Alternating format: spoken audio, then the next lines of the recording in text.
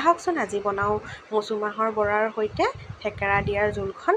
যিহেতু গৰম বহুত পৰিছে, এই জোলখন খাবলৈ এইকেইটা দিনত বহুত ভাল লাগে।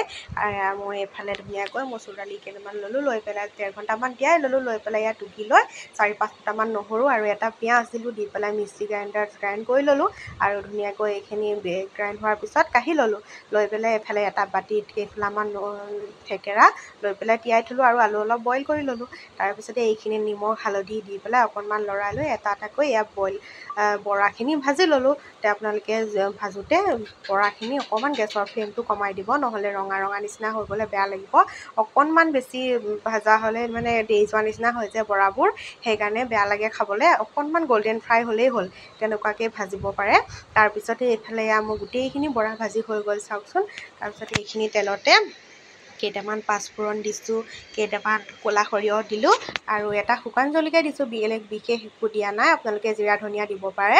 আৰু এইফালে মই পিটিকি পেলাই আলুখিনি দি থ'লোঁ। তাৰপিছতে ইয়াত নিমখ হালধি অকণমান দি দিলোঁ জোখমতে। তাৰপিছতে অকণমান সময় ভাজি ল'লোঁ, লৈ পেলাই ইয়াত থেকেৰাৰ ৰসখিনি তাতে দি দিলোঁ চাওকচোন বাৰু। তাৰপিছতে মানে সেকেনিখনত চেকি দিছোঁ, নহ'লে মানে সীতাখিনি গুচি যাব যে। আপোনালোকে বাৰু থেকেৰা ফুলাকৈও দিব পাৰে, মই অলপ বাৰু ৰসখিনি দিলোঁ। তাৰপিছত এইফালে পানী দিলোঁ, দি পেলাই বৰাখিনি ঢাকি দি পেলাই অকণমান ঢাকি দিলোঁ। তাৰপিছতে এইফালে থেকেৰা দিয়া বৰা তৰকাৰীখন ৰেডি হৈ গ'ল। আপোনালোকেও ট্ৰাই কৰি